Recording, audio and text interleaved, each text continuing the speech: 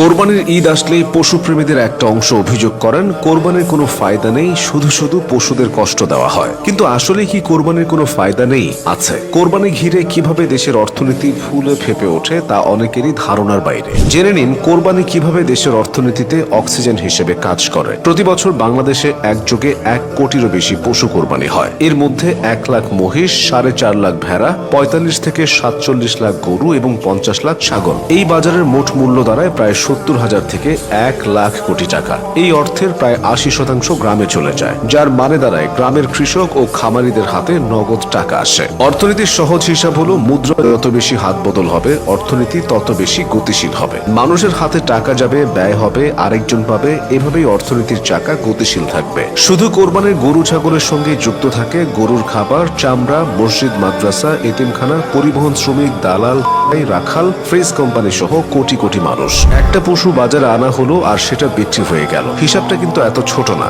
একটা গরু পালনে লাগে খৈল, ভুসি, ঘাস, ভুট্টা, খড়, ক্যালসিয়াম ও ওষুধ। এই পণ্যগুলো বিক্রি করে হাজারো ছোট ব্যবসায়ী আয় করেন। এসবের পেছনে 10,000 থেকে 15,000 কোটি টাকা ঘোরাফেরা করে। ভারত গরু রফতানি বন্ধ করে দেওয়াতে দেশের হাজার হাজার শিক্ষিত তরুণ, বেকার যুবক থেকে শুরু করে বড় শিল্পোদ্যোক্তারাও পশুপালনের দিকে ঝুঁকেছে। তাদের ব্যবসার সেরা সময় হলো এই কোরবানির ঈদ, অর্থাৎ কোরবানি হলো নিউক্লিয়াসের মতো, সবকিছু এটাকে কেন্দ্র করেই ঘুরছে। কোরবানির সময় দেশের চামড়া খাত প্রাণ ফিরে পায়। বছরে উৎপাদিত মোট চামড়ার প্রায় 60% সংগৃহীত হয় এই কোরবানিতেই, যার সংখ্যায় প্রায় 85 থেকে 90 লাখ। মানে কোরবানির উপর ভর করেই টিকে আছে বিপুল সম্ভাবনার এই খাতটি। বাংলাদেশ থেকে Italy, New Zealand, Poland, France, Canada, যুক্তরাজ্য ও যুক্তরাষ্ট্রে প্রচুর চামড়াজাত পণ্য রফতানি করা হয়। কোরবানির সময় চামড়া সংগ্রহ, সংরক্ষণ ও প্রক্রিয়াজাতকরণে প্রায় 1000 কোটি টাকার ব্যবসা জড়িত। চামড়াকে কাঁচা স্বর্ণের সঙ্গে তুলনা করা হয়। কাঁচা চামড়ার মোট বাজার মূল্য প্রায় 1200 থেকে 1500 কোটি টাকা, অথচ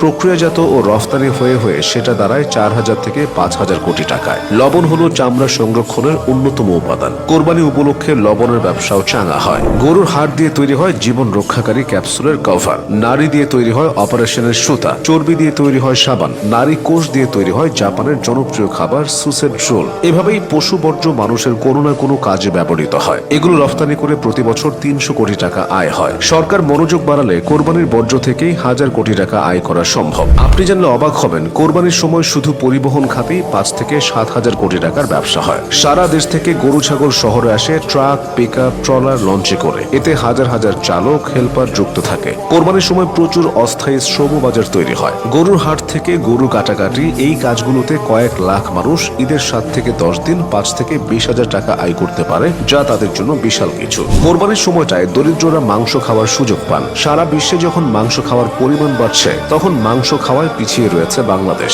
সবচেয়ে কম মাংস খাওয়া দেশগুলোর তালিকায় বাংলাদেশের অবস্থান দ্বিতীয়। এমনকি আফ্রিকার অনেক দারিদ্র্যপীড়িত দেশ এবং পাকিস্তানের চেয়েও বাংলাদেশিরা কম মাংস খান। এভাবেই কোরবানি অবদান রাখছে গ্রামীণ মানুষের জীবনে। পশুর প্রতি নিষ্ঠুরতা নয়, কোরবানি হলো দেশের অর্থনীতির পালে হাওয়া দেওয়া পাখা।